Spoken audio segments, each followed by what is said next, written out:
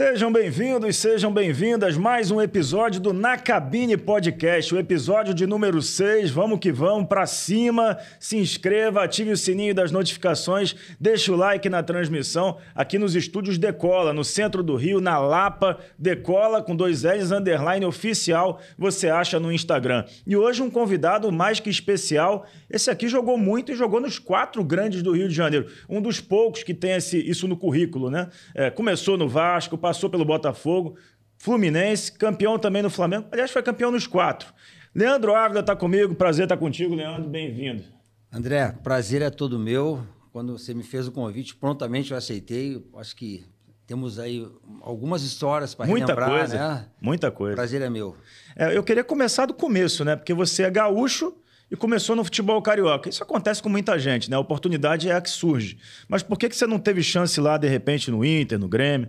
Então, eu jogava numa equipe chamada Dom Bosco, uma equipe que ele lapida o jogador por eixo Rio-São Paulo, né? Então, ele chega no juvenil, júnior, eles encaminham para São Paulo e para o Rio. E o Inter e o Grêmio era muito longe de onde eu morava. Tinha que pegar 2, 3 ônibus, era complicado. E onde você morava lá? Eu morava na capital, em Porto Alegre mesmo, né? Mas, assim, eu pensei, poxa, é uma oportunidade que eu tenho, de repente, de fazer fora daqui, onde eu vou ter, de repente, mais clubes para optar. E aí a gente veio para o Rio de Janeiro, no Juvenil, fazer uns amistosos contra os 4 grandes aqui. Como na época a gente vinha trocado por bola, era de praxe, era muito, né, material esportivo e tal, e a gente fez bons jogos aqui, a gente perdeu, na época, se não me engano, só para o Flamengo. A gente foi convidado, eu e mais alguns, para jogar em alguns clubes aqui, para fazer o teste. E eu e mais uns 3 fomos convidados para fazer teste nos 4 clubes. E aí eu pensei assim, poxa, para onde que eu vou fazer o teste agora? Né? Eu fiquei numa dúvida muito cruel. E aí um amigo falou assim, pô, vou te levar lá em Marechal Hermes, na época... Botafogo. E, pô, cara, vou te falar que tinha até rato na concentração, cara. Eu falei, cara... Em 87, Nossa. 86, 87, falei, cara, o Botafogo eu não vou não. Depois melhorou muito, né? Mas na época, aí o Botafogo eu não fui. O Flamengo eu já sabia que tinha uma turma ali que era da seleção brasileira, que era Paulo Nunes, Marcelinho, Djalminha. Era uma turma boa, hein? Nelly, era uma turma boa, né? Que eu chegando assim, eu não sei nem se eu iria jogar de início. Se ia ter espaço. Se ia ter espaço. E aí ficou entre Vasco e Fluminense. E aí o Márcio, ex-goleiro... Né, Márcio Cazorla? Pô, a gente veio junto. Gente boníssima. A gente acabou conversando, fomos em São Januário, nos ambientamos mais lá. Só que a concentração também era difícil naquela época. Debaixo da arquibancada ali, cara, era difícil. A comida não era boa, mas mesmo assim a gente falou, pô, gostamos daqui, vamos ficar aqui. E aí a gente começou, deu início de carreira no Vasco. Fizemos o teste, passamos. Na época o treinador era o Alfinete. Eu acabei dando sequência ali. E isso com quantos anos? Com 16 para 17 anos. E desde garoto sempre quis ser jogador? Sempre quis, né? Na época não tinha internet, o que a gente fazia demais era jogar futebol. Era jogar bola. Eu mais gostava, né? Realmente jogar bola era a diversão de todo garoto, né? E o pessoal falava, pô, você joga bem, você tem que insistir e tal. E eu sempre quis, e acabou que quando eu vim para o Vasco, na verdade eu vim como meia. Eu era meia atacante. Mas devido a eu passar depois aos juniores, né? O treinador Nilson Gonçalves, você deve lembrar dele. Conheci. Ele me falou, Leandro, eu tenho uma vaga ali de volante. E eu vendo que no time de cima, como pô, tinha Giovani, tinha só craque. Roberto Dias, William, Bismarck, eu falei, cara, eu acho que eu vou ter mais chance como volante. Aí eu desci para volante, né? Para mim facilitou bastante, só que eu não tinha aquele nível de marcação que eu tive quando jogava. Não, eu marcava mais ou menos. E aí eu pensei assim, poxa, eu fazia as duas coisas mais ou menos. Às vezes eu chegava na frente e não marcava, às vezes eu tentava marcar e não chegava como eu gostava. Você está sendo modesto, hein? Não, isso nos juniores. Aí eu pensava assim, poxa, eu tenho que fazer uma coisa bem feita. Ou eu vou ser meio ou vou ser volante. Aí como eu tinha mais chance de ser volante, eu me especializei na marcação. E saída de jogo rápido. Feijão com arroz ali, o que é o que o volante tem que fazer? Tinha que fazer na época, né? Que hoje em dia mudou um pouco o sistema. Então, eu me especializei na marcação e acabei depois subindo com o Luizinho. Pô, me dei muito bem com ele. Antes tivemos lá o título, né, da Copa São Paulo. Copa São Paulo, também com Pimentel, Valdir Bigode, Tinho. Pô, foi muito bom. E, cara, eu tive a oportunidade de começar minha carreira no Vasco. E foi um começo muito bom, um tricampeonato carioca, né? 92, 93, 94. Uma geração extremamente vencedora, que poderia ter vencido o brasileiro também de 92, né? Porque o Vasco tinha um grande time, para mim era o melhor time, mas Botafogo e Flamengo que chegam naquela decisão, né? Tivemos alguns erros pontuais, que eu não vou nem citar nomes, tivemos alguns erros pontuais que eu acho que deixou um pouco a desejar, a gente acabou deixando de escapar aquele título, né? Porque eu lembro muito, inclusive, daquele jogo contra o São Paulo, né? Que a torcida do Entrega gritava, e a gente, pô, o São Paulo com um baita de um time, né? Campeão do mundo. Campeão do mundo. E a gente acabou classificando o Flamengo em oitavo. Depois o Flamengo acabou, pelos próprios méritos, seguindo, foi campeão, mas o Vasco tinha chance de ser campeão aquele ano. Tinha totais chances. Bebeto, Edmundo, Bismarck, todo mundo bem pra caramba ali, né? Um meio-campo forte, você, o Luizinho, o Giovani. Eu entrei no meio pro final daquele campeonato ali. Né? Mas porque naquele ano foi invertido, né? O brasileiro era antes. O brasileiro foi antes, né? E eu entrei um pouquinho, quase já no meio do ano, para jogar o estadual, que foi no segundo semestre. Mas a gente voltando para essa parte da base, né? Porque você morou em São Januário. Não tinha muito o que fazer, não tinha celular, não tinha nada disso nessa época. Como é que você se virava ali? Como é que era o contato com a família? Como é que era esse tipo de coisa? Cara, eu até hoje eu fico pensando como é que a gente aguentou tudo isso, porque, cara, não foi fácil, André. A gente não tinha como se comunicar. Era uma vez por semana, aquele orelhão azul que tinha ali em São Januário, a gente ligava dali e falava. Marcava 3 minutos, porque passava 3 minutos já dava outro tempo maior. E ia para casa uma vez por ano, né? Talvez no Natal ficava um pouquinho lá e depois Natal São Paulo nem isso fizemos porque direto tinha que preparar para estar em São Paulo, mas tinha outros jogadores na mesma situação e toda semana era jogador embora, cara. Era jogador embora. E a gente não tinha a certeza de que ia subir. Com o time que tinha no profissional, muitos jogadores ou eram emprestados ou até mandados embora, como muitos jogadores bons naquela época foram mandados embora.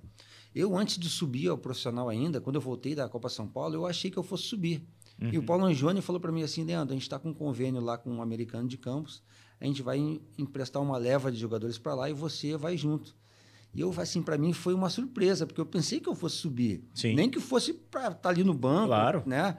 Mas acabei indo e lá, André, foi mais difícil ainda, cara, porque... Se o clube grande é complicado, imagina o pequeno. Pois é, eu morei num hotel lá, cara, caindo aos pedaços. Eu lembro que o meião, cara, não subia, tinha que amarrar com um barbante. Que isso? Sabe? O jogador ia treinar de bicicleta. Cara, eu vou te falar, não foi uma fase fácil. E depois, ainda por cima, eu ainda acabei ficando no banco. Eu era garoto, ainda estava começando, não tinha moral e tal. Aí eu fiquei um mês lá, eu falei para minha esposa, que na época era minha namorada, eu falei, eu não estou feliz aqui. Então vem embora. Eu falei, não, mas como é que eu vou embora? Se posso não estar feliz, vem embora. Cara, me deu um negócio lá, eu peguei minhas coisas, apareci lá em São Januário, passa mala, um contrato no americano.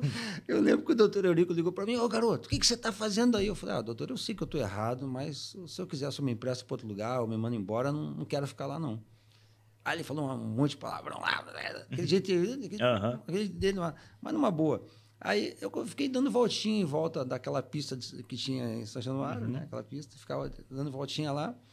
E daqui a pouco machuca o Ayup, que era o reserva do Luiz Carlos Vinck. Lateral direito. Lateral direito. E o Alci Portela fala para mim, Leandro, quebra um galho lá de lateral direito.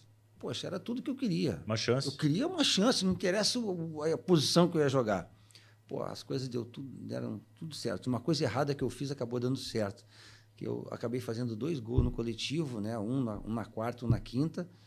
E na época era o Nelsinho Rosa. O Nelsinho, Alci, quem é esse lateral? Ele falou, não é lateral não, é o Leandro, é volante, tal. E assim, eu dei a vida ali, acabou que ele começou a me analisar. Na época tinha, você deve lembrar, tinha campeonato de expressinho. Sim, né? lembro. Que é o Sub-23 hoje, né? E a gente jogava contra a América, contra a Bangu e tal. A Copa Rio, que jogava com esse time normalmente. E aí o Nelsinho começou a me observar. E tinha uns reservas de volante no profissional também. E quando o Flávio machucou, lembra do Flávio que jogava com o Luizinho? Claro que lembro. Quando o Flávio machucou, ele me puxou direto lá e me botou do lado do Luizinho. E aí eu comecei a jogar e me dei super bem e não saí mais, sabe? As coisas foram acontecendo dessa forma. Então, assim, A chance sempre vem, a gente tem que estar preparado para isso. Eu falo isso para meus filhos até hoje, né? Então, acho que no momento eu estava preparado e acabei aproveitando a oportunidade. E o americano era o time do Caixa d'Água, né? Que era o presidente da federação. E teve algum encontro com ele, alguma relação?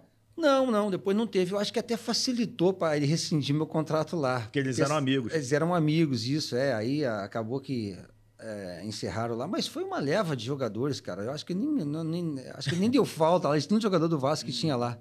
Então, assim, para mim foi bom ter voltado, porque se eu tivesse ido para lá, talvez eu teria dado continuidade em times menores aí, entendeu? Então... É um erro que acabou virando um acerto, então, né? E é isso, minha vida é assim. Tem hora que tem que falar com certo sentido, com coração, entendeu? E fazer o que... E aí você começa jogando com o Luizinho, que já era experiente, já tinha sido campeão no Botafogo, era muito identificado com o Botafogo nesse momento, 92. Como é que foi jogar com ele? É o grande parceiro ali de meio campo da tua vida ou teve outro? Não, teve outros, mas o Luizinho foi um dos jogadores que eu mais gostei de jogar ali, porque, cara, ele já era mais experiente, ele me deu muita força, a gente tinha uma característica parecida, né? Sim. Então eu pude me adaptar totalmente ali. E eu lembro que, na época, era um pouco diferente de jogar de volante de hoje em dia, André. Porque, na época, como os meias, os atacantes não marcavam, o William não marcava, o Bismarck não marcava, o Giovani não marcava, e a gente nem queria. Eles tinham tanta qualidade no meio para frente que a gente ficava ali tranquilo, fazendo a proteção à zaga e a cobertura dos laterais. Essa era a função do volante antigamente. Vocês não chegavam na frente? Não. Quase nunca? Não, se eu chegasse na frente, não tinha gás para voltar toda hora. E hoje em dia é diferente, porque todo mundo marca. O cara que não marcar hoje em dia, ele está excluído do futebol. Então, como todo mundo marca, o volante pode até se projetar um pouquinho mais à frente, coisa que a gente não podia fazer na época, né? Mas, assim, eu me dei muito bem com o Luizinho ali e a gente revezava, né? A hora que um saía, fazia cobertura, o outro fechava.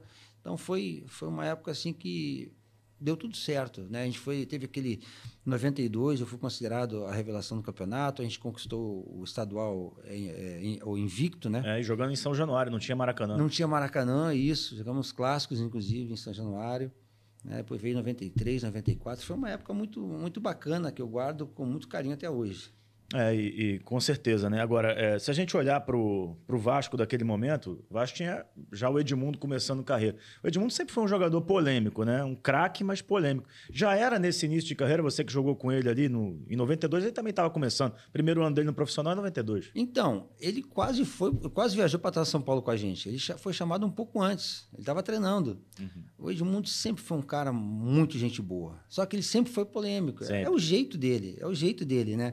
Eu lembro que ele carregava uma mochilinha nas costas e a gente treinava sempre longe, às vezes em Raiz da Serra, Xerém, às vezes em Itaboraí. Aí acabava o treino e ele ficava lá. Ô, Edmundo, vai aonde? Vou ficar na casa de um amigo aí, aproveitar que estou aqui e vou visitar ele. Aí ia treinar em outro lugar, longe, acabava o treino. Edmundo, vai voltar no ônibus? Não, vou ficar na casa deles, namorada minha. Que tá... Então, assim, o Edmundo, cara, ele parecia um andarilho, assim, sabe? Mas sempre foi um craque. Sim. Só que na época, nem sempre ele era titular na época, porque o Edmundo, ele não gostava de tocar bola, era fominha. E a gente falava para ele, pô, Edmundo, toca bola, mas nunca ninguém contestou a qualidade técnica dele, né? A velocidade, a força que ele tinha. Eu acho que depois que ele subiu ao profissional, aí deram mais um toque nele, né? Ele virou aquele baita jogador que a gente acostumou a ver, né? Eu não sei se você estava nesse jogo da base, mas teve um Vasco e Botafogo no Maracanã, que ele faz o gol mais bonito da vida dele. Eu estava na arquibancada, eu me lembro do gol, era molequinho, 8 anos, mas me lembro dele driblar todo mundo do Botafogo e fazer o gol. Eu, no meu último ano de juniores, antes da Taça São Paulo, eu tive uma lesão seríssima de pubis. Muito sério, fiquei o ano todo parado, inclusive eu pensei que eu não fosse nem conseguir jogar mais, fosse ser mandado embora na época. Eu voltei antes da Taça São Paulo, aí onde eu dei sequência, mas eu perdi esse último ano de júnior, e não estava nesse jogo aí quando o Botafogo. Foi um jogo espetacular, realmente, eu lembro perfeitamente, porque é muito marcante para uma criança ver um jogador driblar, acho que 7 ou 8 jogadores, né? Não, e era muito bacana porque fazia preliminar do profissional no Maracanã. Todo mundo chegava né? cedo. E pro jogador a gente ali dos juniores dava um ânimo maior ainda, ver a torcida toda no Maracanã, cara. E a galera hoje reclama do gramado, e até com razão, né? Porque os gramados têm que ser cada vez melhores. melhores, mas na tua época não eram bons, né? Eram muito piores. As lesões de joelho e tornozelo, o Luizinho mesmo, você falou, o tornozelo dele hoje em dia eu acho que é cheio de parafuso, cara. O meu joelho eu operei 3 vezes. A gente pegava campos muito ruins. Tinha um em Friburgo lá, o Eduardo Guinho. Todo mundo se machucou lá. Em Campos também, no Americano era ruim, a Bariri era ruim, no campo do Bangu, Moça Bonita. Propriamente então, São Januário e Maracanã também não eram maravilhosos. Pô, o Maracanã o pessoal pintava a terra de verde, cara. Aí tu olhava lá de cima, tava verdinho. Aí começava a correr, a areia saía. Em muitos casos... Não tá muito diferente de hoje não, mas... né? Mas assim, hoje em dia melhorou muito. E outra, padronizaram o tamanho do campo. Antigamente a gente jogava no campo de 110 metros, daqui a pouco jogava no de 85, 90. Cara, era complicadíssimo isso, sabe? Cada jogo numa característica diferente, né? A grama mais alta, dizem que no Mineirão era muito fofa. Aí chegava em outros, era mais rápida. Era bem difícil de se adaptar, né? Nesse quesito ainda tem alguma coisa sobre... Eu converso com um ou outro, né? Alguns têm aí o grana sintético, outros são um pouquinho mais alto, outros são menor, mas não diferencia muito, cara. O ruim é quando tem aqueles buracos. O tamanho do campo está sempre o mesmo, então você pode treinar com o mesmo sistema, que vai ser sempre a mesma coisa. Antigamente, quando você jogava num campo muito pequeno, você não tinha espaço. Dominava, já tinha um chegando, era complicado. E o que aconteceu para você sair do Vasco sendo tricampeão carioca, titular indiscutível? Então, eu tive um desentendimento com o doutor Eurico na época, né? E alguns jogadores também já tiveram, né? Ele me prometeu uma coisa no contrato e acabou não cumprindo, sendo que já tinha outras divergências nos outros contratos anteriores. E aí isso prejudicou um pouco. Na época que eu fui subir, eu lembro muito bem, ele me deu um contrato em branco para assinar. Mas como eu era garoto, né? Eu falei, poxa, eu quero jogar, tal. Aí assinei o contrato em branco.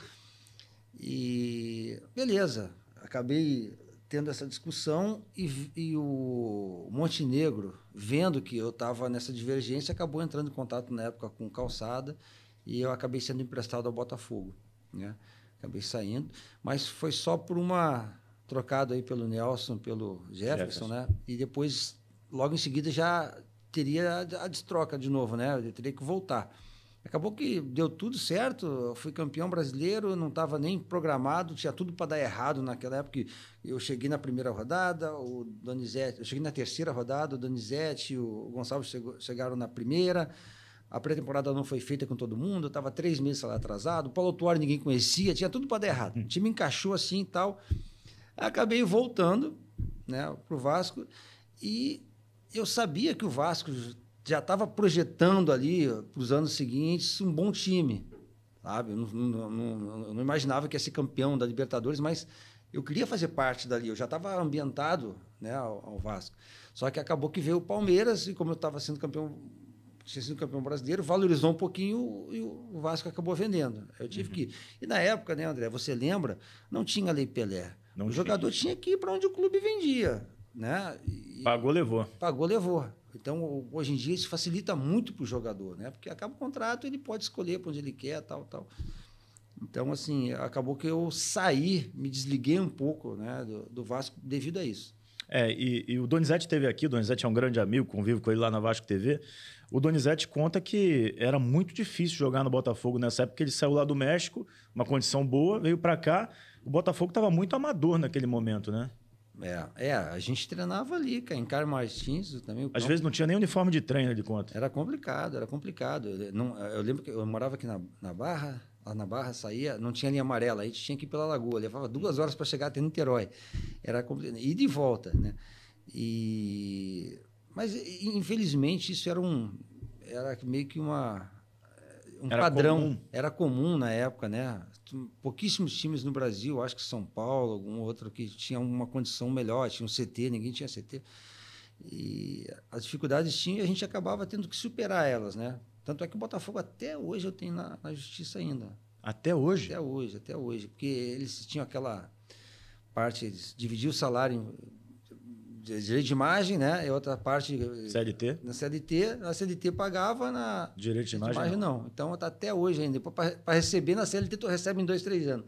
No outro, tu demora. Então, tá... Porque depois, em 2001, acabei que eu voltei ao Botafogo, né? E aí, tá desde 2000 e pouco, assim.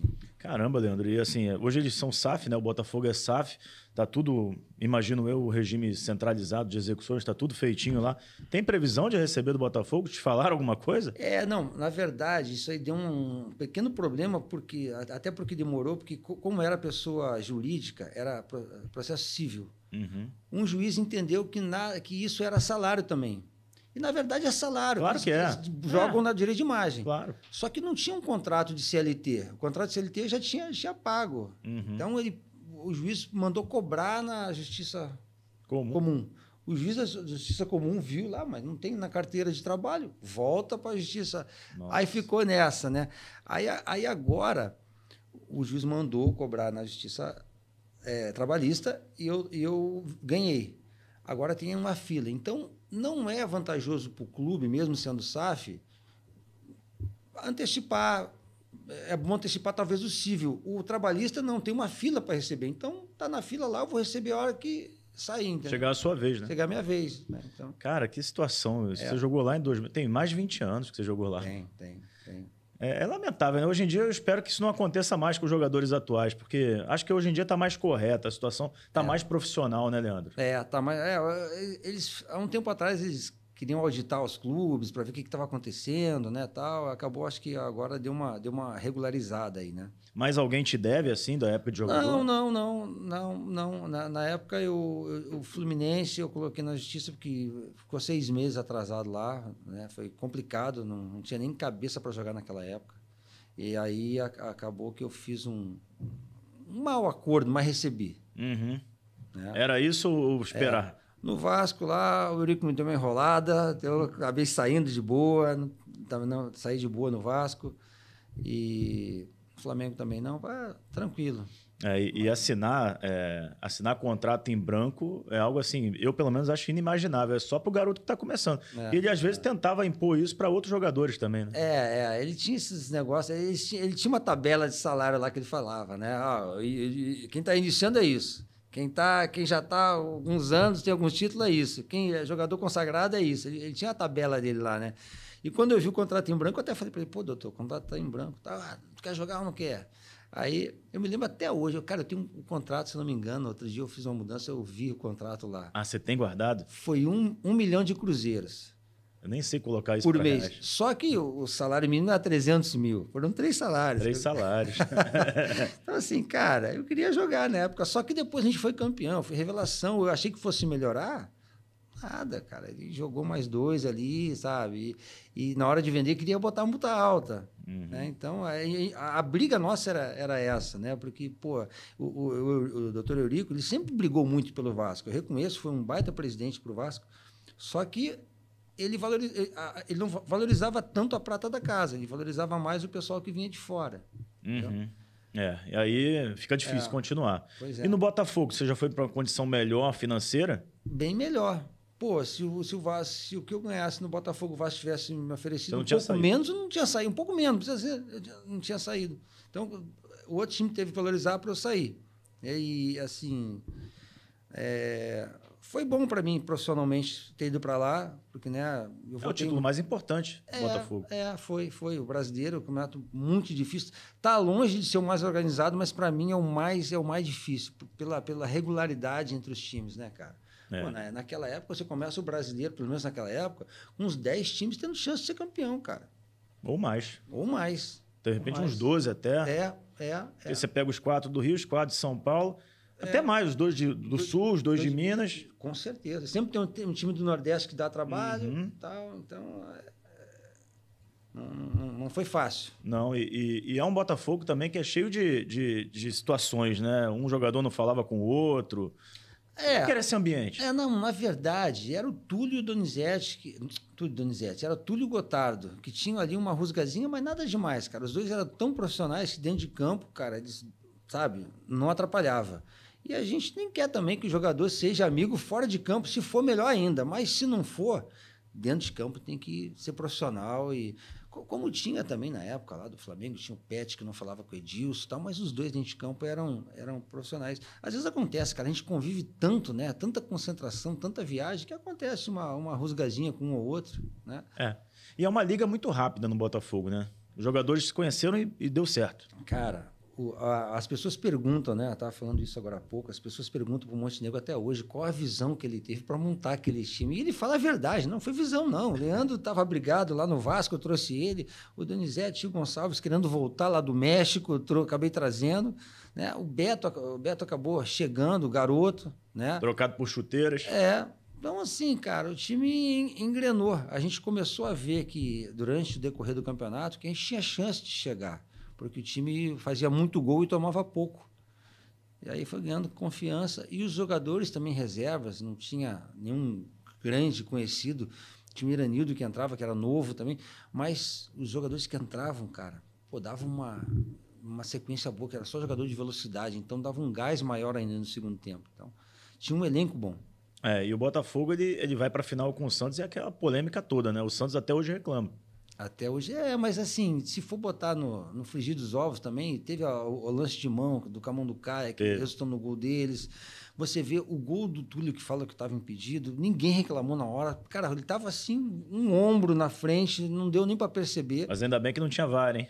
Pois é. Pô, mas aí, se a gente for pensar assim, quantos jogos, quantos títulos teriam, né? Nossa. Também, né?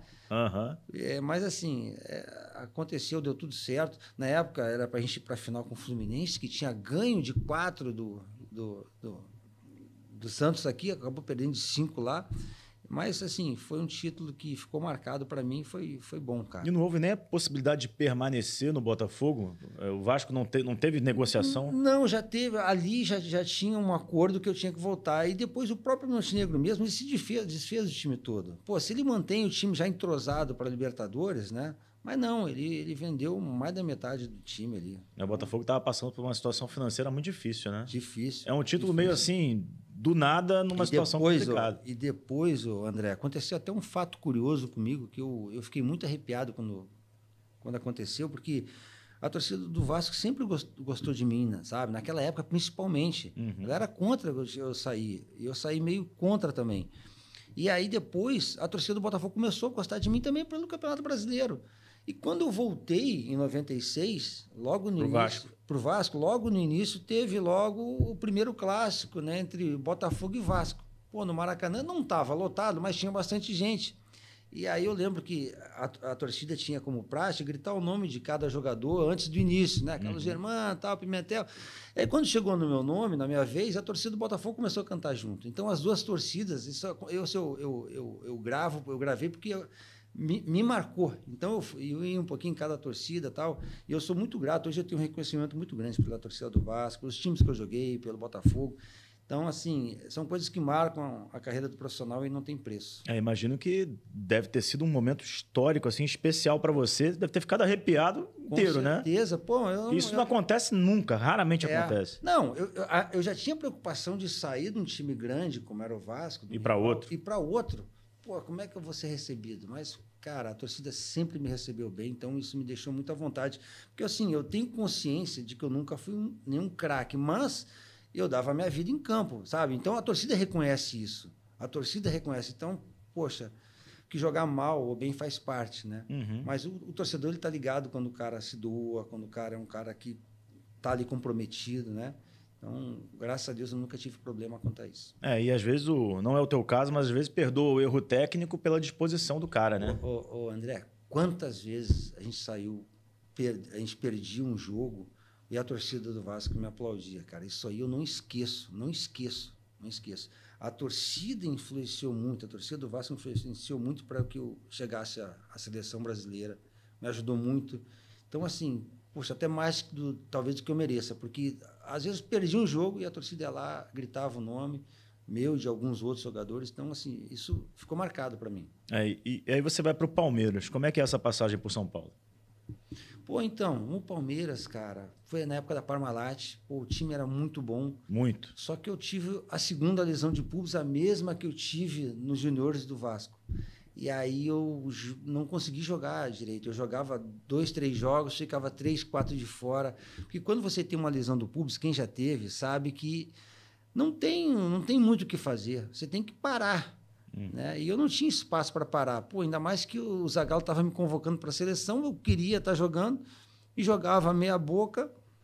E acabou que houve o convite do presidente do Fluminense na época para eu ir para o Fluminense. E ele falou, pô, vem para cá, o clima é melhor. Eu falei, presidente, eu ainda estou machucado. Não, o clima daqui é mais quente, tal, tu vai melhorar, a gente te trata antes. Eu vim para o Fluminense em final de tratamento. Eu falei, então tá, eu rescindi com o Palmeiras, pedi para rescindir, o Filipão estava chegando. Pô, mas você vai embora? Eu falei, pô, eu já acertei com o presidente lá e tal. Aí vim para o Fluminense, me trataram aqui, eu melhorei realmente e comecei a jogar. Só que o Fluminense aí já foi outra história, né? 6 meses de salário atrasado. Não foi fácil, cara. Não foi fácil. Quem era o presidente do Fluminense? Era o Barcelos? Era o Barcelos, isso. Aí eu lembro que na época tinha a Oceânica Seguradoras, que era patrocinadora, a MTV, cara, não pagaram ninguém, a gente ficou a ver navio lá. E aí foi quando veio o convite do Flamengo, né? Que acabei me transferindo. É louco, né? Que você sai de um grande para outro grande do Rio, aí passa no Palmeiras, vem para o Fluminense, vai para o Flamengo.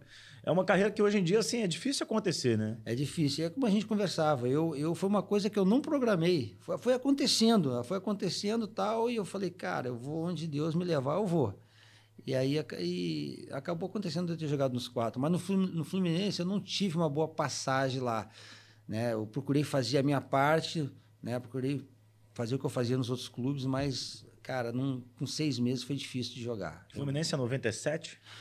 Brasileiro de 97 e estadual de 96. Brasileiro de 98. Brasileiro de 97, acho que o Fluminense cai, né? Ele cai para a segunda.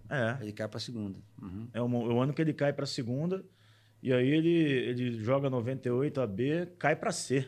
Acho que foi. Cai para C e da C ele volta direto para A. Milagrosamente. Quando eu vim para o Fluminense, foi naquela virada de mesa que teve, né? Aí eu vim, o time vai permanecer na primeira, tal. Foi quando eu vim. Aí você joga no Fluminense, mas eu queria voltar um pouquinho para o Palmeiras. Assim, você joga no Palmeiras numa estrutura muito melhor, né? Já tinha o CT ali do lado do São Paulo? Já tinha. Pô, época da Parmalat, tudo em dia, tudo certinho. Pô, o time ali tinha... craques, né? Pô, tinha... Era o Djalminha já na época? Djalminha... o Rivaldo tinha saído. Era Djalminha, Rincon, Viola, Luizão, Cafu. Nossa. O time era bom, cara. Que time, hein? Veloso, o Marcos, goleiro Marcão ainda era terceiro, estava subindo. O time era bom, cara. Tinha uma Clebão, zagueiro. Você arrepende de ter saído? Olha, essa é uma boa pergunta. Talvez eu tive eu costumo dizer que eu estive num time certo, que é o Fluminense, na hora errada. Talvez se eu tivesse saído para outro clube, porque eu não estava conseguindo jogar realmente, eu estava com muita dor. Tomava infiltração para jogar no pubs. Cara, não foi fácil ali no Palmeiras. E o frio, acho que me atrapalhou um pouco. Se eu não tivesse a lesão, cara, eu ia querer ficar ali, com certeza. Não tenha dúvida. É porque vários dali, a carreira só cresceu depois do Palmeiras. Só cresceu, né? Então. Pois é, e aí depois, quando eu vim para o Fluminense, aí o time começou a ter uma queda e eu parei de ser convocado. Porque às vezes você num momento bom, mas num time muito ruim, é difícil subir, né? É difícil. Então, no Palmeiras, assim, não tenho muita história para contar, porque eu não vivenciei tantas coisas. Foi um ano, assim, que eu... Não jogou tanto. Não joguei muito, E você vê depois, o time do Fluminense, você tinha Paulo Roberto na lateral, que era um excelente lateral. Mas já numa reta final de carreira. Mas estava bem ainda. Nonato, que bom jogador. Bom jogador. Você tinha na frente Paulinho McLaren, que estava bem ainda. O Nélio, que tinha vindo do Atlético Mineiro. E você tinha ali Magno Alves subindo, Rony subindo, o Roger. Então, assim, o time era bom, cara. Só que com esses problemas de financeiro que teve, não deu liga. Não deu certo. E o Flamengo? Aí você chega no Flamengo, você chega preocupado, porque você era campeão no Vasco e no Botafogo. Chego preocupado, a mesma preocupação que eu tive quando eu fui pro Botafogo e agora mais ainda por ter a rivalidade, né? A rivalidade maior. Mas fui bem recebido, o que me deixou um pouco à vontade, né? Aí, só que logo quando eu chego, eu tenho uma lesão séria no joelho, em 98, no Flamengo, né? E eu lembro que o Kleber Leite já tinha tentado me contratar na época do Vasco. O Eurico falou assim, pro Flamengo eu não te vendo. Mas eu estava tranquilo. Na época eu era garoto, eu falei, pô, eu quero jogar aqui. eu jogar aqui e tal, e ser campeão primeiro. E aí eu tive uma lesão, tive uma infecção hospitalar, fiquei 9 meses parado. Caramba. No início. Fui voltar justamente nas finais de 99 contra o Vasco. Porque o Carlinhos era o treinador, machucou muita gente. E o Carlinhos falou assim para mim, Leandro, eu vou com um garoto de juniores, que para uma final não é o indicado, ou eu ponho você que não está 100%. E eu falei, Carlinhos, eu estou à disposição, só que eu não sei como é que eu vou render, eu estou voltando agora. E ele me botou para marcar o Edmundo, cara. Você viu, o Edmundo voando. Eu falei, cara, a torcida, eu acho que a imprensa não vai me cobrar tanto, eu estou voltando agora, se acontecer alguma coisa, vão aliviar. Cara, acabou que deu tudo certo naquela época. O Vasco, um time muito melhor que o nosso, tanto 99 quanto 2000. 2001 já estava mais ou menos equilibrado, tal, mas assim, a gente sabia que o Vasco era melhor, e acabou que, assim, sabe quando as coisas dão certo? Clássico, né? Nem sempre o melhor vence. Foi o que aconteceu. Eu pude ver que eu estava recuperado, eu consegui jogar o jogo todo, era para jogar somente meio tempo. Só que depois dali, eu comecei a ter 2000, 2001, 2002, já não estava aguentando mais por causa da decorrência do joelho da infecção. Mas marcar o Edmundo, você já conhecia, já tinha treinado muito com ele. Apesar de ser um craque, isso aí te ajudou? Olha, eu preferia marcar um craque do que marcar um jogador desconhecido. Porque você leva uma caneta de um jogador desconhecido, pô, o pessoal vai falar, pô, levou uma caneta de um cara que... Agora, se não leva uma caneta de um Edmundo, de um cara desses, pô, é normal, né? Então, assim, marcar um cara do nível do Edmundo é muito difícil, porque eu sempre falo, o pior jogador para se marcar é o cara que tem velocidade e habilidade junto. Quando o cara tem só mais habilidade, que é um caso de um Djalminha, de um Alex, aquele meia raiz, você tenta não dar espaço para ele jogar. É difícil, mas quando você pega um cara que é veloz, tipo Edmundo, tipo um Sávio, tipo um Neymar, cara, é complicado, tu nunca sabe o que o cara vai fazer com a bola.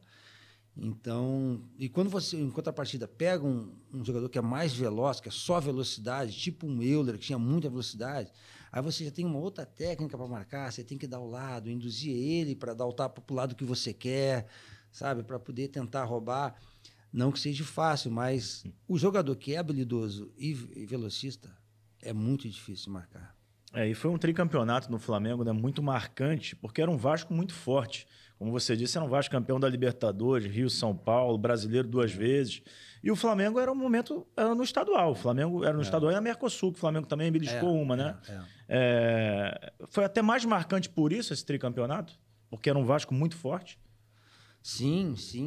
E também, assim, esse ano de 99 a gente tinha ganho os 2 melhores times do Brasil, que era o Palmeiras e o Vasco, né?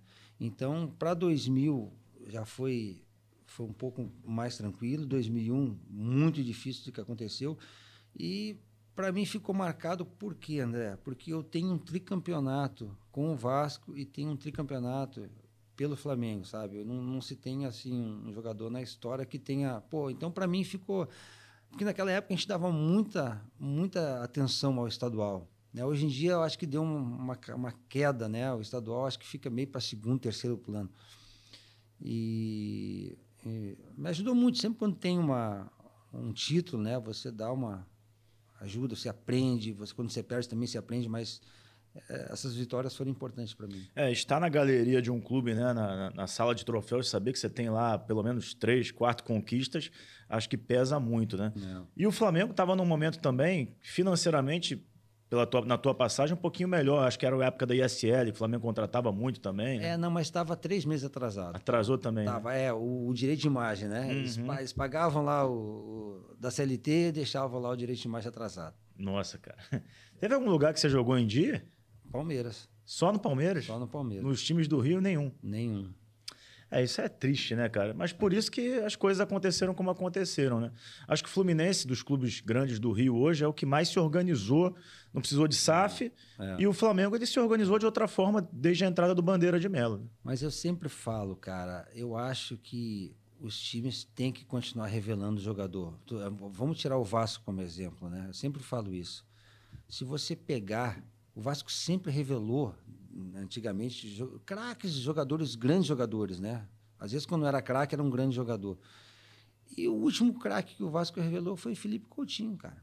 Craque mesmo, foi Felipe Coutinho. Depois teve até bons jogadores que revelou, né? Então, assim, tá faltando mais disso, sabe? Mas eu não sei se talvez um ex-jogador que tem identificação grande com o clube ali dentro, fazendo a captação de jogadores, sabe? Eu acho importante isso. Porque hoje em dia, para mandar o jogador embora, não custa nada de se desfazer. Como, vou dar um exemplo aí, no Flamengo tinha o Pedro, no juvenil, no infantil, mandaram o Pedro embora. Daqui a pouco, 5, 6 anos depois, ele surge no Fluminense, contratam ele por 80 milhões. Pô, já tinha o cara em casa, para que vai... Quem foi que autorizou? Isso acontece nas outras equipes também. Então, acho que o Vasco tem que revelar mais jogadores. O Fluminense tem revelado alguns. Xerém é uma fábrica, né? É uma fábrica. E o Botafogo também está na mesma situação, tem que revelar mais jogadores.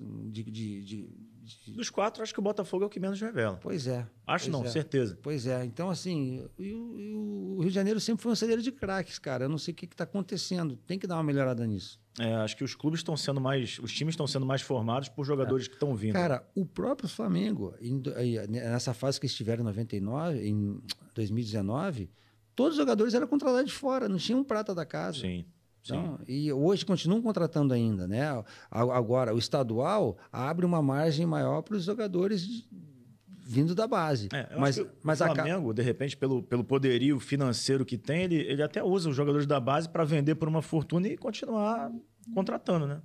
Mas assim, agora que está usando mais, dando mais chance para o pessoal ter no estadual, da base. Agora começa o brasileiro aí, nem tanto, cara. O pessoal da base fica meio... Só um ou outro que se destacar mesmo é que vai ter chance para jogar, né? Porque... de Flamengo, assim, falando do Flamengo que teve chance, jogou, se deu bem e foi vendido, o João Gomes, né? Volante, o único. Titular mesmo, que jogou. Não, mas depois eles acabaram vendendo alguns. O Jorge, lateral, há um tempo atrás, né? O Jorge venderam bem também... Não, vende muitos. Sim, Vinícius Júnior, tá aí, o Paquetá, vende muito. Mas, assim, são os únicos que realmente jogaram e antes do Flamengo estar nessa fase. Sim. O Flamengo hoje em dia, teoricamente, ele só precisa da base para vender.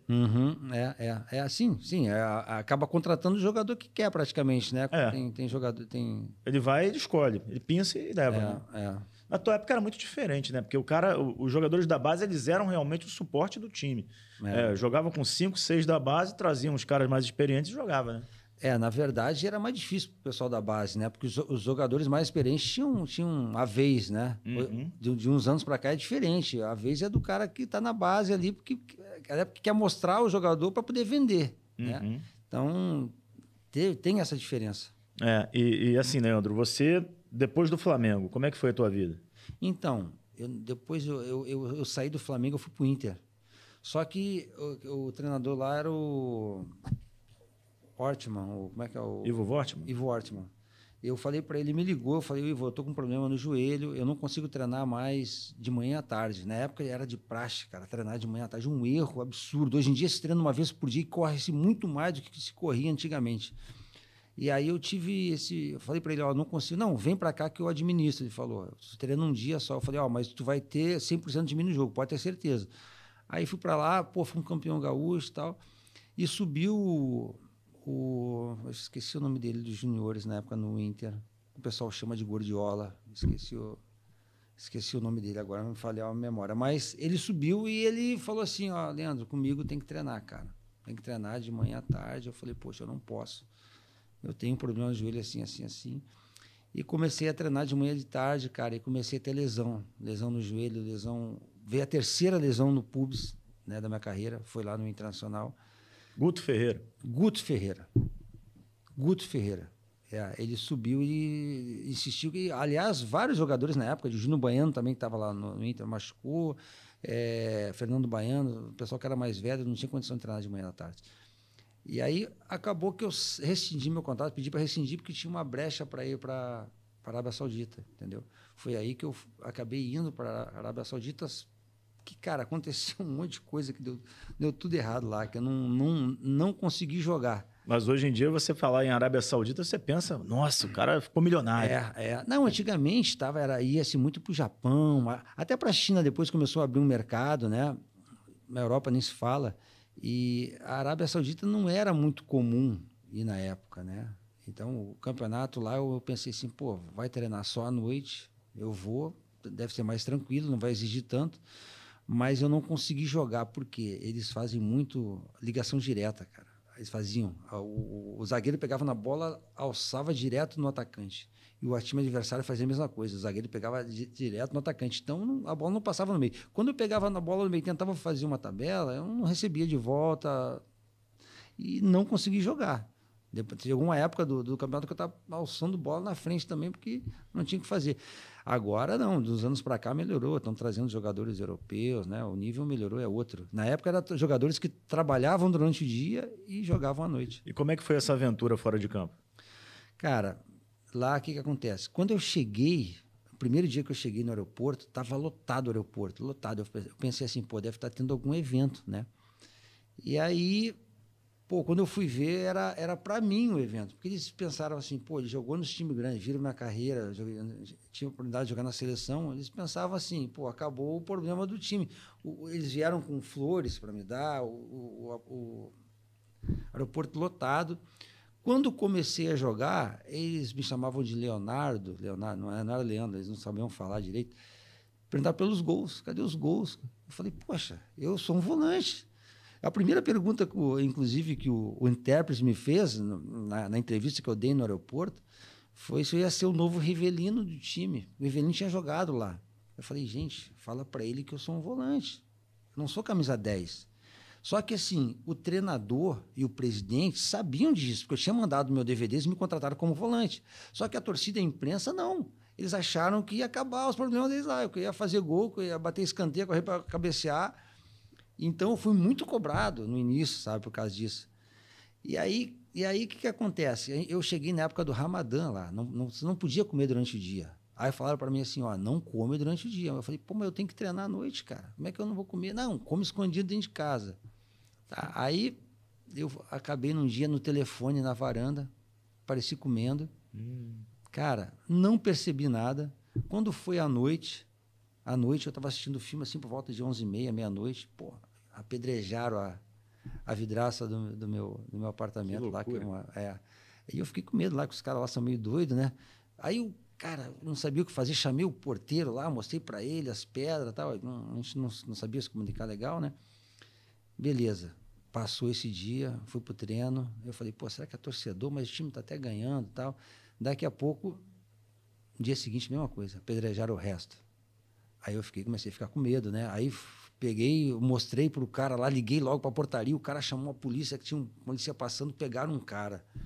Aí tinha uns radicais lá que me viram, depois eu fui saber que me viram comendo na varanda, mas eu estava dentro de casa e acabaram em represária, né, quebrando o apartamento. E aí foram acontecendo várias coisas. O presidente brigou com o treinador. Mandou o treinador embora, o príncipe, mandou o treinador embora. E aí eu pensei assim, pô, vai entrar um outro presidente. Não, minto. O treinador. Minto. O príncipe mandou o presidente e o treinador embora. Ah, mandou os dois? Mandou os dois. Os dois eram muito... O presidente tinha trazido... O treinador era o Francisco Maturana, treinador da Colômbia. Copa do Mundo, inclusive. E aí foram embora os dois e ficou sem presidente. E aí o salário começou a atrasar, coisa que nunca tinha acontecido, né? E aí eu pensei assim, caramba, e agora? Como é que vai ficar?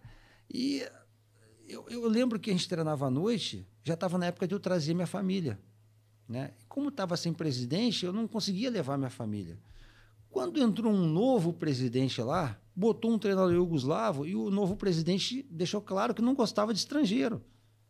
E o Somália, eu tinha indicado o Somália, que eles tinham o atacante, tinham pedido um atacante e o Somália estava, meu empresário tinha indicado o Somália. Aí a primeira coisa que o cara fez, sacar do time. Nos sacaram do time. Aí eu falei, caramba, pô... Botou os árabes para jogar no teu lugar? Aí eu falei, caramba, o cara não gosta de estrangeiro. E aí eu saía do treino 10 horas da noite, ia para o escritório do cara ali, que era dentro do estádio mesmo, do novo presidente. E ele mandava a gente esperar e atendia os árabes, os empresários, né, um monte de coisa pendente já. E o cara falava assim, ó, mandou te esperar aí. Aí eu esperava, dava 11 horas, meia-noite, quase 1 hora da manhã, ele vinha, ó, ele mandou tu voltar amanhã. Pô, te juro, André. Aí eu ficava sentado assim, no sofá e com o intérprete do lado. Eu falava, cara, o que tá acontecendo? Aí eu voltava no dia seguinte, cara. Mesma coisa. Nossa. Aí aconteceu uns 2 dias assim de ele mandar, eu esperava umas 3 horas mandar voltar. Aí eu fui, cara, eu falei, não, cara, eu tenho que fazer alguma coisa. Aí alguém falou para mim assim, procura a embaixada brasileira aí, porque fala que não estão cumprindo o contrato com você, tal. Aí nisso, antes de procurar a embaixada, eu entrei e falei assim, ó, eu falei para o meu intérprete, eu vou esperar 30 minutos, se ele não me atender, eu vou entrar. Aviso o cara. Só que o intérprete era funcionário do clube. Eu não sabia que se o que eu falava para ele era o que realmente ele falava para os caras, sabe? Então, o cara veio, mandou esperar, eu marquei 30 minutos. Deu 30 minutos, eu invadi, cara. Eu invadi, subiu, invadi. E aí ele me viu assim, o presidente, mandou sentar lá. Eu sentei, aí eu falei para ele, ó, fala para ele que eu só quero trazer minha família, só isso. Só isso, não estou nem reivindicando o salário que está atrasado, não quero só minha família. Aí ele pediu a semana. Cara, fiquei lá a semana, parecia que era um mês, não tinha nada para fazer. Nossa. Sabe, lá era tudo, não é igual o Catar, não é igual o Emirados, que é mais aberto, né? Lá é tudo fechado, cara. E aí eu voltei lá uma semana depois, ele falou para esperar mais uma semana. Aí eu vi que ele estava, sabe? Aí foi quando eu procurei a embaixada brasileira, falei, ó, os caras não querem trazer minha família, tá tudo escrito no contrato e tal. Ele falou, ó, fala que tu vai botar na FIFA, que eles têm medo da FIFA e lá cai, se não tiver, os caras rebaixam mesmo. Aí teve um dia que eu cheguei lá e falei para ele, ó, você não vai trazer, então eu vou jogar vocês na FIFA e beleza. A gente rescinde o contrato, vamos embora. Aí ele falou, não, me dá mais uns dias aí. Aí deu mais dias, eles não trouxeram a família, eu peguei e falei que iria embora. Falei, ó, quero ir embora, antes de botar na federação, na FIFA, eu quero ir embora, um ou outro. Aí eles falaram, então beleza. Então você paga a sua passagem, pode ir, a gente rescinde o teu contrato. Eu falei, tá bom, cara, eu queria ir embora. Queria sair de lá, né? É. Tava até preocupado, né? Pô, o Bebeto esteve lá, cara, o Bebeto não aguentou. Também é complicado. Mas eu acho que foi mais por esses motivos, cara. Que se ele tivesse cumprido o contrato, levado minha família, porque, pô, com a família você tem como ficar lá. Uhum. Sem a família, já tinham me falado, na Saudita é complicado. Você vê que o Neymar, os outros jogadores que foram para lá, fizeram exigências, que eles sabem como é que é fechado, não é aberto ao turismo. Então, você não pode levar sua família, você tem que ter autorização mesmo do príncipe para ir. Então, ele já sabendo disso, ó, quero que leve fulano, meus parceiros, para não ter problema, cara. Então, eu tive esse tipo de problema lá, mas acabei ficando 3 meses lá e vim embora. Mas hoje em dia, né, a Liga Árabe é outra coisa, né? É outra coisa, melhorou muito. Você jogava cara. Com o estádio cheio? Não, né? Não. Só quando era clássico, assim, lotado não, mas às vezes dava mais gente num clássico contra o Al-Nassr, contra o Ittihad. E tinha outros brasileiros lá? Tinha o Somália no meu time e tinha alguns outros brasileiros, assim, que eu não conhecia nos outros clubes, assim, sabe? Não de nome, assim, sabe? Cara, uma doideira, né? Se pensar que hoje em dia a Liga Árabe ela tem Cristiano Ronaldo, Neymar, Benzema, era outra época, né? Não tinha a menor condição disso acontecer nessa época. Eles sempre gostaram, né? Os príncipes sempre gostaram de futebol, né? Eu acho que resolveram investir agora, exemplo do que aconteceu no Japão, né? O Japão fez isso. O futebol deu uma crescida no Japão desses 20 anos para cá, né? Mas num patamar inferior, não pegaram os melhores da Europa, né? Mas mesmo assim, levaram bons jogadores para lá, né? E agora vamos ver se a Liga Árabe aí vai dar uma guinada daqui a uns anos, quem sabe, né? Levaram, inclusive, treinadores, né? Grandes treinadores tiraram. Imaginar que o Botafogo perdeu o título porque tiraram daqui o Luiz Castro numa ligação do Cristiano Ronaldo, se contasse antes, ninguém ia imaginar, né? Ninguém ia imaginar, Aliás, ninguém imaginava que ia acontecer com o Botafogo mesmo, o Luiz Castro saindo, né? O Botafogo estava numa situação tão boa ano passado, cara, que todo mundo apostava que ia ser campeão brasileiro. E vocês que jogaram no título brasileiro, vocês mantêm contato, assim, por exemplo, vocês se falam, torciam para esse título novo acontecer? Então, eu como eu te falei, André, eu trouxe para os times do Rio, né? Então, o Botafogo estava numa fase boa, estava torcendo para ser campeão, sabe? Como estava torcendo para o Vasco se permanecer na primeira divisão, né? Tava um ano ruim ano passado. E acabou que o Botafogo não classificou, não foi campeão e entregou, na verdade. Não sei se amarelou, o que aconteceu, cara, mas foi inexplicável, né? Inexplicável, né? Pensar que o Botafogo tinha tantos pontos na frente e não conseguiu bater campeão. Acho que alguém um dia vai dizer o que realmente aconteceu. Não é possível que tenha sido só mudança de treinador. Bom, o Diego Costa deu uma entrevista dizendo que bateu uma soberba, né? Em alguns jogadores achando que ia ser campeão. Pode ter sido. Pode ter sido, né? Pode ter sido, de repente, né? Quando o cara se acha, aí começa a complicar. Tem que ter o pezinho no chão, né? Você que vivenciou dentro de campo, é normal essa soberba? Passou por algum momento disso? Não você especificamente, mas o teu time, jogadores?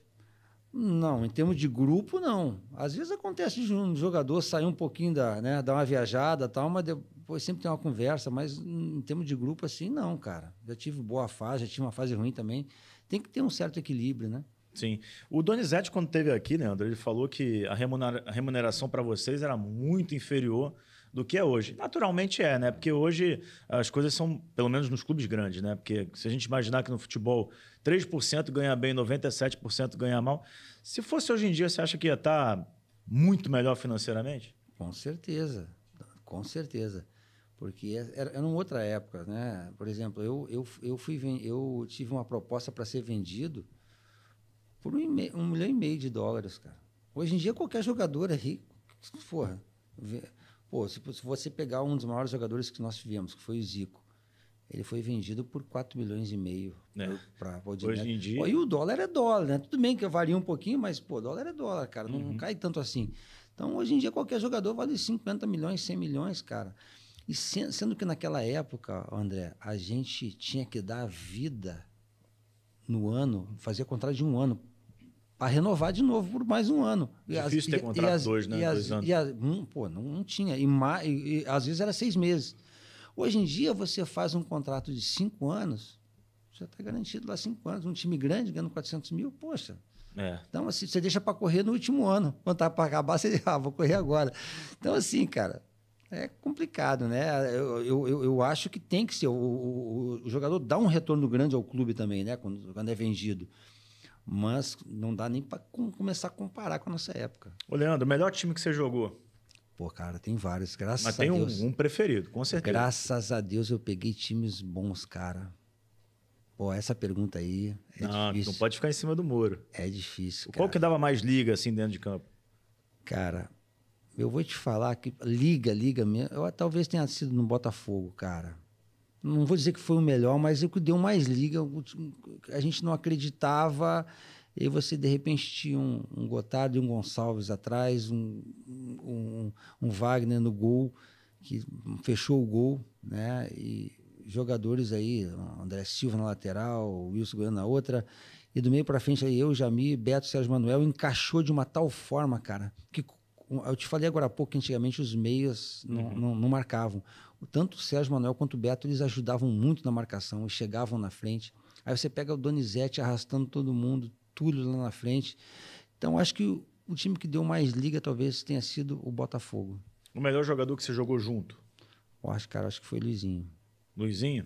Assim, Luizinho, de volante, que você está dizendo? Não, também, mas o melhor jogador em termos técnicos que você jogou no mesmo time. Cara. Você teve muitos. Tive muitos, tá doido, cara. Tive muitos. Mas normalmente quem passa por aqui ou quem eu converso fala assim, pô, no treino esse cara aqui era um absurdo, de outro planeta. Sim, cara. Teve o Denner no Vasco, tá? Bebeto, Roberto, Pet, cara, teve tantos, vou acabar esquecendo de alguém, cara. Vou acabar, o Edmundo, quem mais? Mas se pudesse escolher um. Teve o Romário.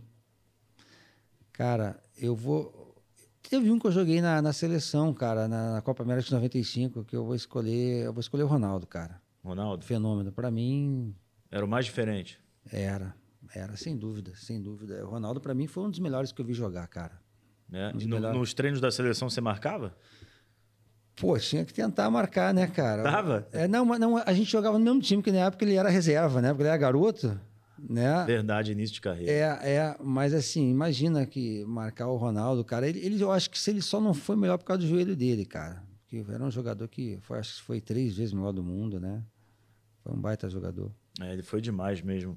Ô, Leandro, ficou marcado nos 4, mas tem algum preferido, tem algum lamento, alguma coisa assim?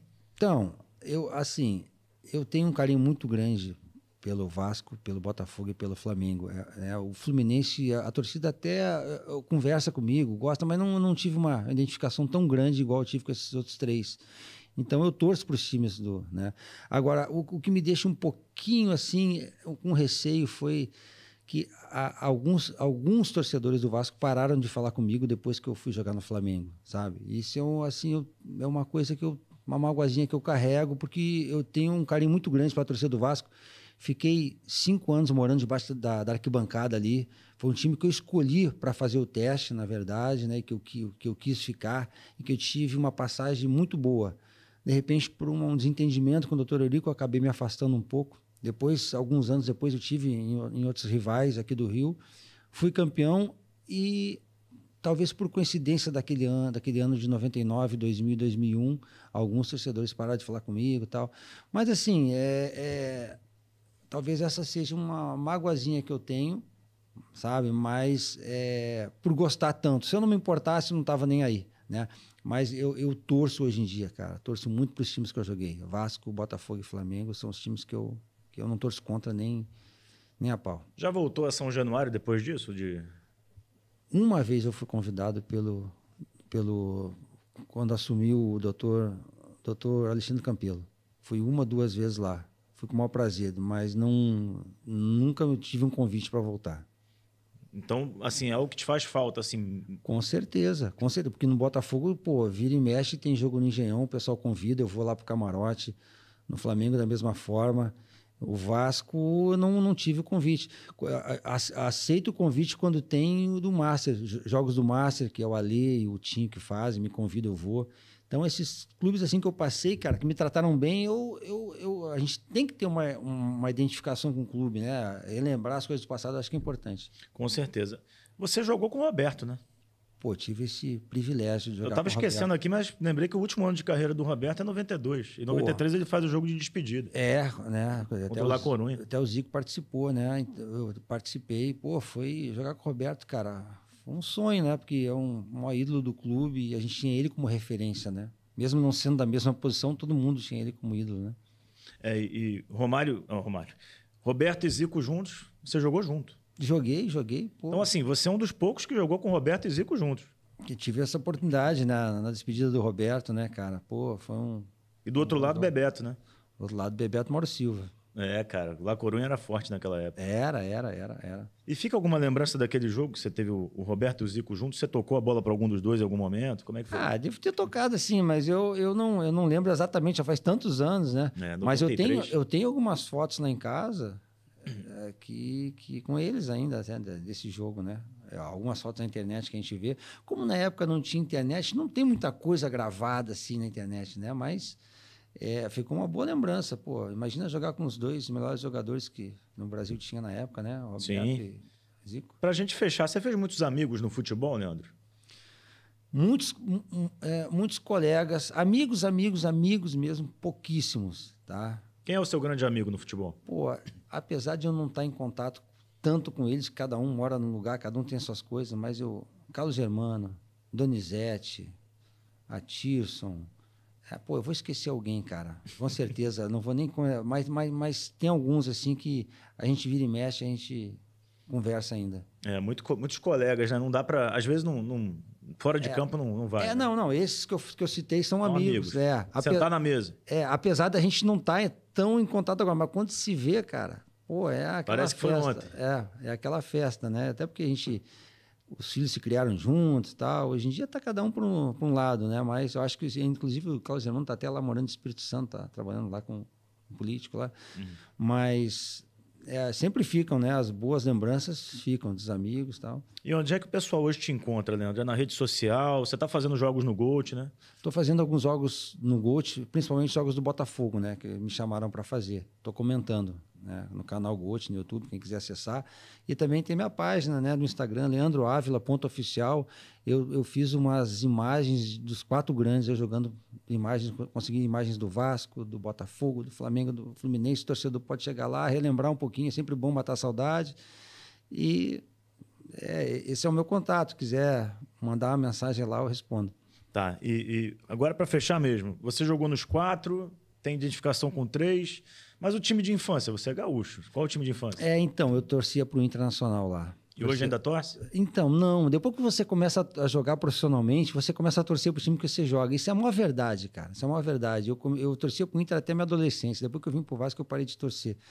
Mas eu hoje também quando o Inter joga, eu acabo torcendo, mas não igual antigamente. Entendi. Leandro, obrigado. Pô, eu agradeço. Prazerzaço estar aqui contigo. Valeu. 6º episódio do Na Cabine Podcast. Eu sempre esqueço durante o episódio de pedir para vocês se inscreverem. Mas se inscrevam, vamos ativar o sininho das notificações, deixar o like na transmissão. Vamos que vamos. Esse foi o 6º episódio com Leandro Ávila. Tamo junto, galera.